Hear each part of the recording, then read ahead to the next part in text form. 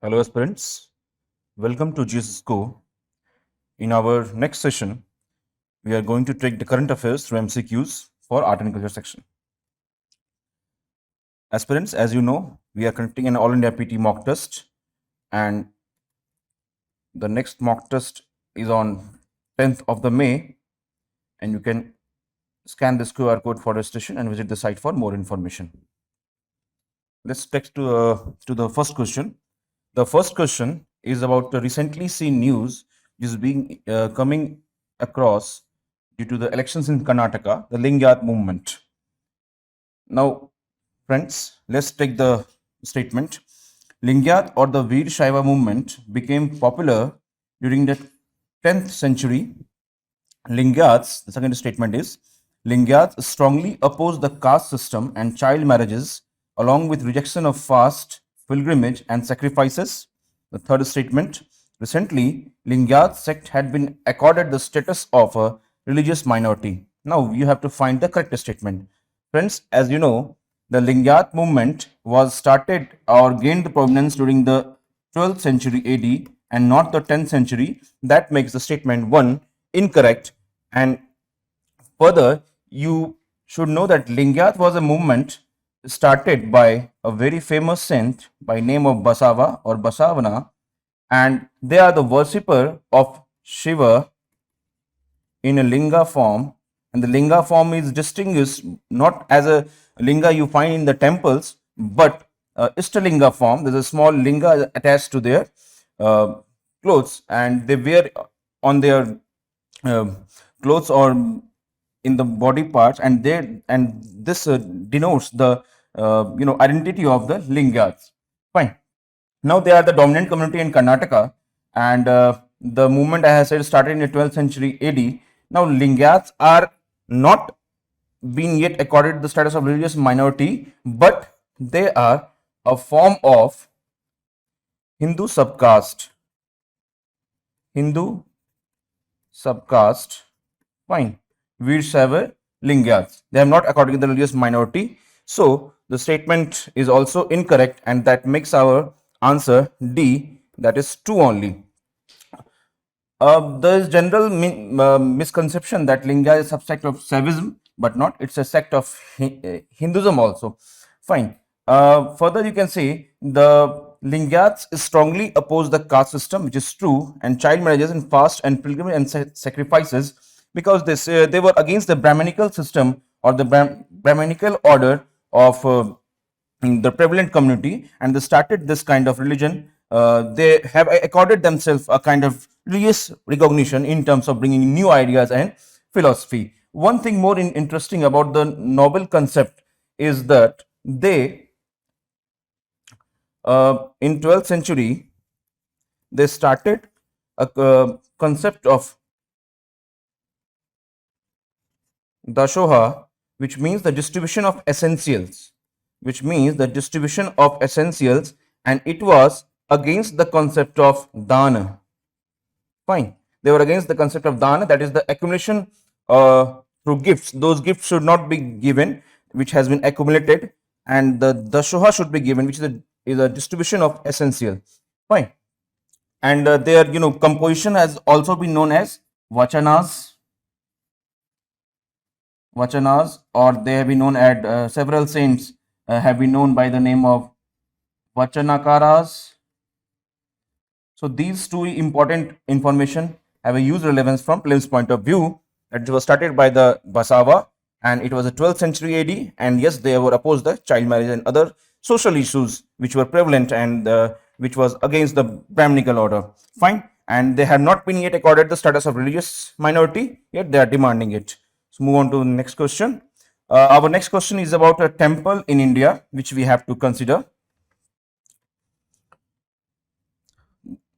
It was built by King Anantavarman Chodganga Deva in 12th century AD. No shadow of the main temples falls on the ground at any time of the day. The temple is also called Yamanaka Tirtha. Friends, as you can know that there is a very famous saying for this temple, that the in any point at any point of time, no shadow of the main temples falls on the ground, and In the popular mythology also, it has been recorded by various religious literatures too, and this temple is Jagannath Temple, as it was started to be built by King Anantavarma Chodaganga Deva in 12th century AD. Fine. The present temple was rebuilt from the 10th century onward at the site of an earlier temple. Fine. And he was the king of Eastern Ganga dynasty.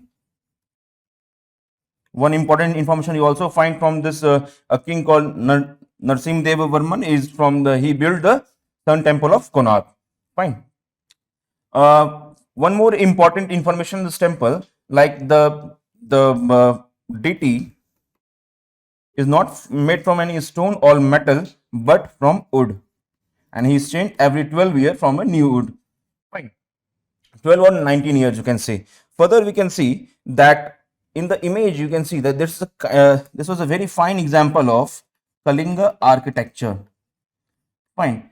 And it is one of the temple which Pancharatha. What is this Pancharatha? It means the 5 chariot types. As you can see here, the 5 chariot types consisting of 2 Anurath, 1 Konaka, and 1 Ratha. As you can see, there is also a Jagmohan. Jagmohan means assembly hall. Okay. And this is the first temple in the history of Kalingan temple architecture, which have all the 3 features and chambers like Jagmohan, Bhog Mandir or Bhog Mandapa, and Natya Mandir or Natya Mandapa. Fine. So these are the very important information from the point of view of prelims examination, and you have to remember that it is also called a Yamanaka Tirtha, that whoever has visited this temple is free from any bondage, and he gets the liberation. Fine. So let's move on to the next question. This question is about the terms Nigaranth and Kevalin in Jainism denotes. Now, Jainism forms a very beautiful part of the UPSC syllabus, and it also have been asked regularly in the previous years from the in the prelims.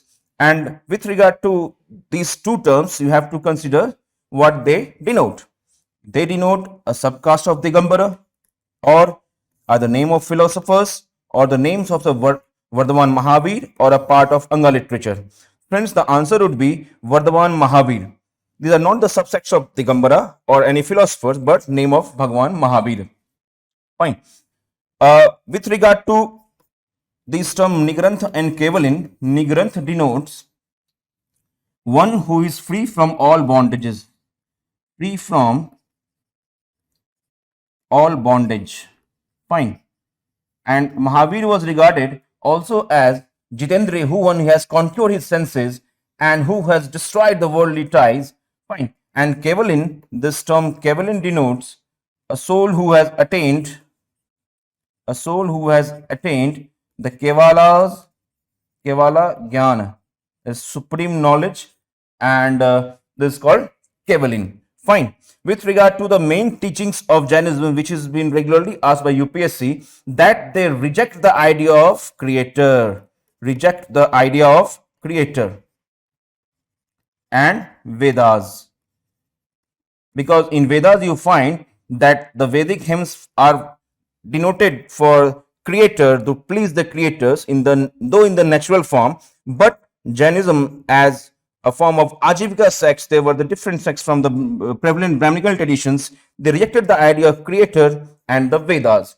Now, Jainism believe that that human may be good or bad according to their actions and not on account of their birth. There is no relevance of birth. No relevance of birth in a time of human being, in the lifetime of human being, because they are good or bad according to their actions. Jainism believe in karma, the actions of karma. As you can see, the actions here was being prophesied that the actions denotes the good and bad elements, and Jainism believe in the karma and the transmigration of soul. Transmigration of soul. Okay, this is very important to know because UPSC has 2 years in the last 1 decade. It has asked 2 and 3 questions regularly on the aspects of Jainism. Fine, we will be taking more aspects of Jainism in the further sessions. But for right now, you have to understand one more fact, interesting fact, that uh, for moksha, Jainism talk about following the three ratna rather than any rituals or fabricated Brahminical traditions, that you can get rid of the cycle of birth and death and rebirth after you attain the right faith. By attaining the right faith, right knowledge, and right conduct, you can get liberation or the moksha. Now, right conduct also involve, among other things, not to steal, having no possessions, fine, not to lie, and the control of senses. The Jainism says that after having the right faith, knowledge, and control on your conducts and the senses, you can attain the moksha, and there is no need to follow the Vedas or the appeasing of the Creator. The human being in itself is very intellectual and has been made so that if his conducts are in line with the humanity, he will get the liberation or the moksha. Fine. The teachings of the Tirantakaras, as the Jain gurus and the philosophers has been called, Tirantakara, were compiled in 12 Anga literature. As you can see, I have used the one part of Anga literature. So, Anga literature were 12 in number, and they were written down at Vallavi in 5th AD. Fine. In the 5th century AD, these were compiled, these Anga literature were compiled at Vallavi. Fine. So let's move on to the next question. That's very recently, it has been in news. The Sanji painting is done and peculiar to which of the one of the following state? By looking at the options, you can find very confusing option with regard to Uttarakhand, Odisha, and Uttar Pradesh. Now, it has been in news recently. The answer is here is Uttar Pradesh. It is from the state of Uttar Pradesh. Now, it has been news recently. Why?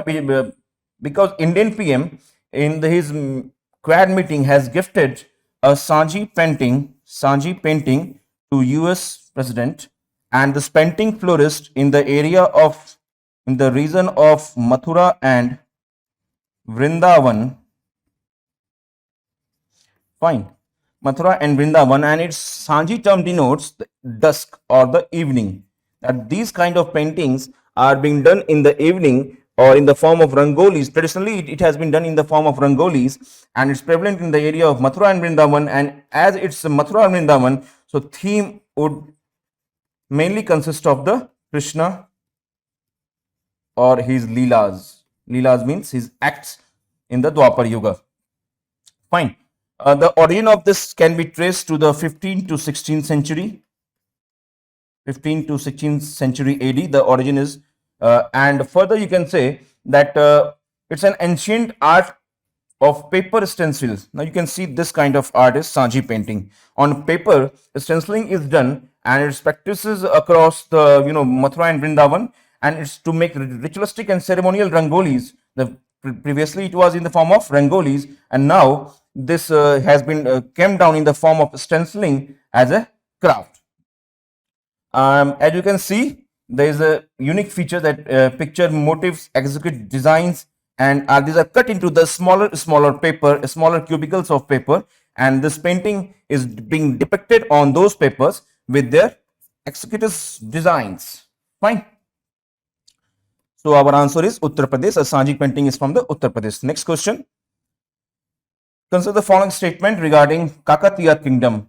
Friends, Kakatiya is being dominating in the news pieces with many of the instances. And one more important thing of the Kakatiya, as you guys must know, that the origin of Kohinoor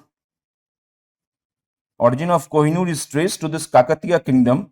Fine. Now, no such archaeological evidence has been found, but from the literary sources and from the logical conclusion drawn from those sources, it can be said that Kohinoor has its origin in Kakatiya Kingdom. Fine.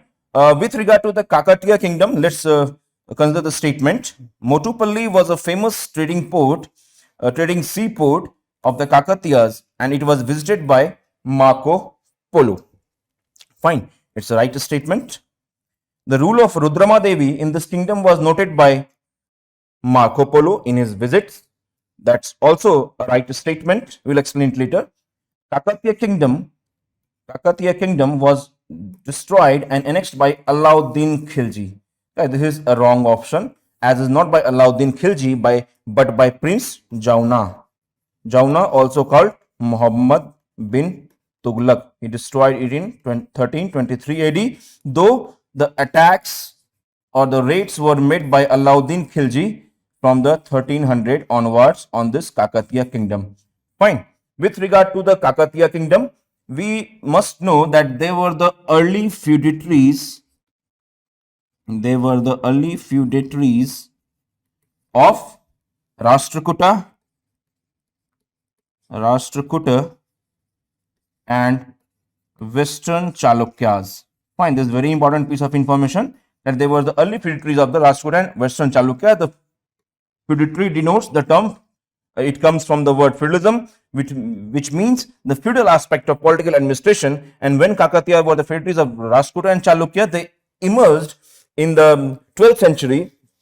Fine, under the, and it was made sovereign. The Kakatiya kingdom was made sovereign by name Pratap Rudra in the year 1163. So in 12th century AD, they were made sovereign and independent by this ruler Pratap Rudra I. Fine. Now, with regard to their capital is in Warangal, and the ancient or the older name of Warangal was Orungalu. Orungalu was the older name of the capital, which is now known as Warangal. And as you can see that the Kakatiya ruled in this part. Fine. From the eastern Deccan region, comprising the present day Telangana, Andhra Pradesh, and the parts of eastern Karnataka and southern part of Orissa between 12th to 14th century AD. Fine. This is a very important piece of information with regard to the Kakatiya kingdom. Further, we can see with regard to the next statement that the rule of Rudrama Devi in this kingdom was noted by Marco Polo, as Marco Polo has visited this kingdom. The visit of Marco Polo can be said to be around 1289 to 1293 AD, and during this time he visited the Kakatiya kingdom and recorded that the Motupalli was a famous sea trading port. Fine. So, with regard to the Rudrama Devi, Rudrama Devi was the queen, and her reign can be said to be 1262 to 1289, and thus she was noted by Marco Polo. Fine. One more thing, important thing, that she succeeded the Ganpati Deva, and Rudra Devi succeeded Ganpati Deva, and Ganpati Deva has extended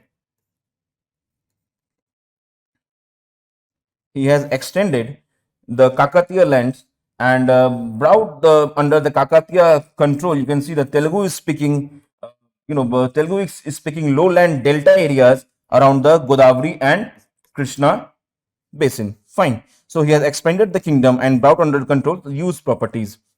And so this makes our, as the third option is incorrect, so we have option A as 1 and 2 is the right answer for this question. So friends, we have studied, we have came to know about the Kakatiya kingdom, its origin in 12th century AD, and Ganpati Deva has expanded, the Rudrama Devi has succeeded the Ganpati Deva, and Marco Polo visited during the time of 1289 to 1293 AD, and it was attacked by Alauddin Khilji but annexed by Prince Jauna or the Muhammad bin Tughlaq in 1323 AD. Fine, that makes our answer 1 and 2 correct. Let's move on to the next question. It's about the celebration of a festival called Mahalya. You must be coming across these terms during the Durga Puja, the term Mahalya. So we have to consider the following statements and find the correct statement. First, the Mahalya is associated with the worship of goddess Durga. That's correct. And it's observed in the state of West Bengal only. It's an extreme statement that makes it incorrect. Not only in the West Bengal, but also in the state of Karnataka, Odisha, Tripura, and further then, of course, West Bengal. Fine. As you can see, Odisha and Tripura are very nearby and they have the influence of the, this festival. They are also celebrating this festival. Besides, in Karnataka, we are also celebrating this Mahalya festival. What is the festival of Mahalya? It is the worship of goddess Durga by their devotees a week before the Durga Puja. A week before Durga Puja. ठीक है, उससे पहले एक they celebrate this festival, and it marks the beginning of Devi Praksh, that the era of goddess, and it's observed on the last day of Pitra Paksh.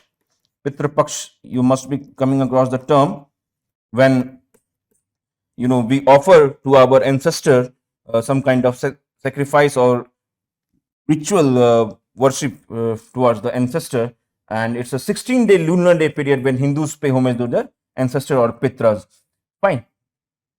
So that's makes our statement only one as correct, because it's not in Bengal only but in these other states. Fine.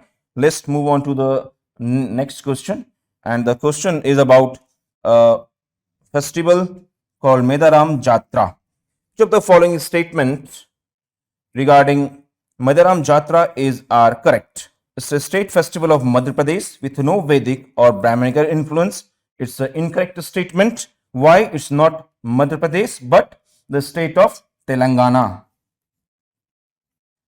Is the state of Telangana. And second statement, the second largest fair of India, which is celebrated by the Koya tribal communities. That's a true statement.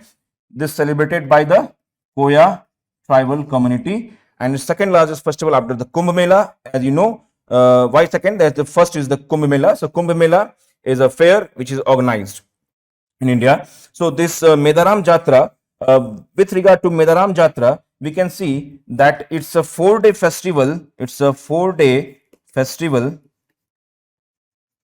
of Koya tribe, and it's a tribal festival of honoring the goddesses. Fine. And the Jatra begins at the Medaram in Tadavai Mandal in Muglu district. Further, the way we can see the location of Medaram, this is very important to know. The location of Medaram is in Eturangamam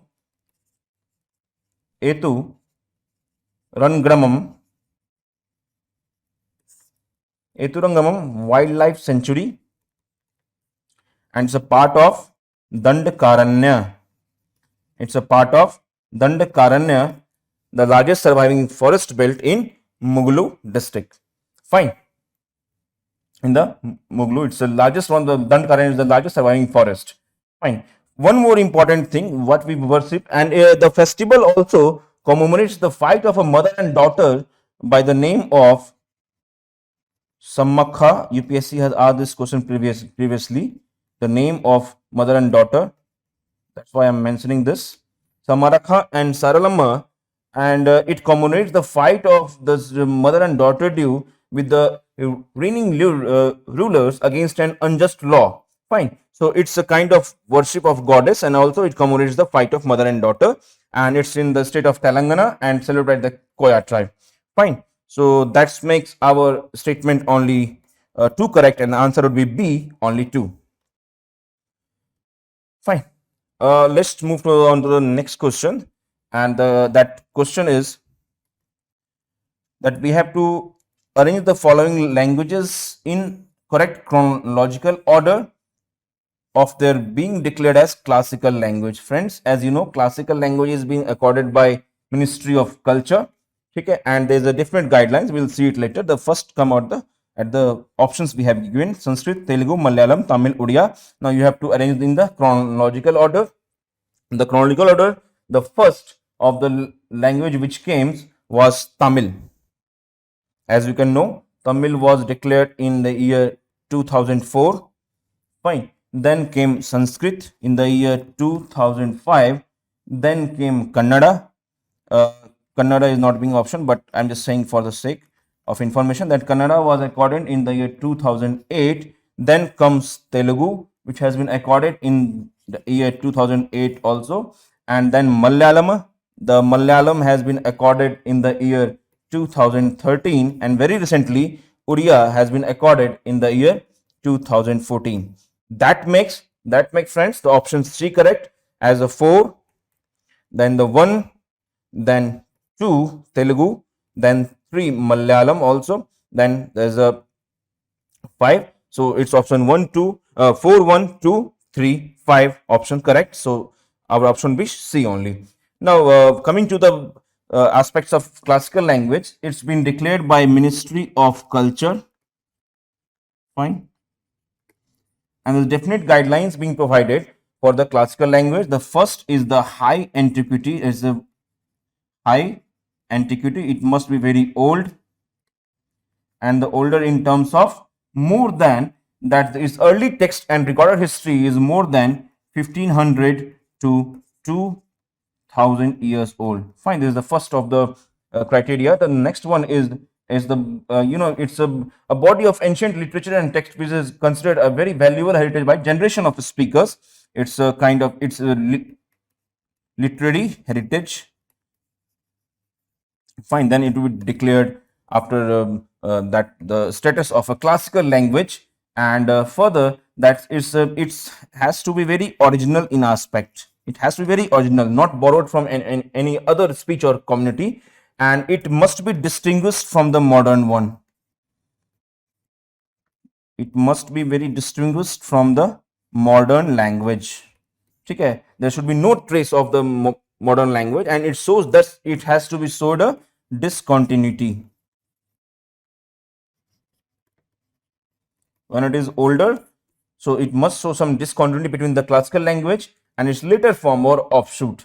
Now the benefits of classical language, we will see what are the benefits. The first and the foremost benefit, that UGC creates a chair for this language in its central university. Chair in central university.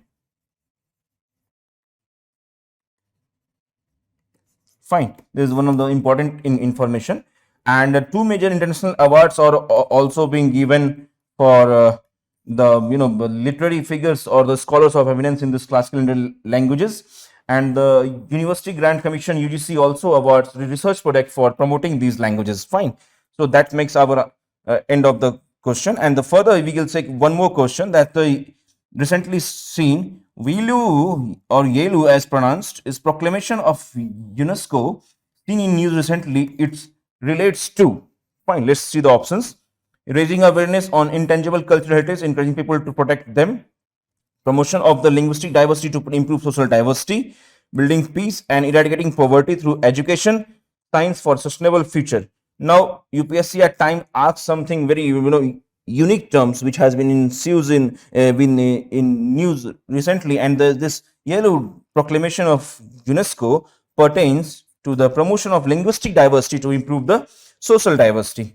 Fine. So this is one of the important proclamation of UNESCO which emphasizes on the promoting the diversity of a country or a region or a world at large, to the recognizing the linguistic and promoting that. So friends, that takes us to the end of the session. We will meet further in our next session. Fine. Thank you.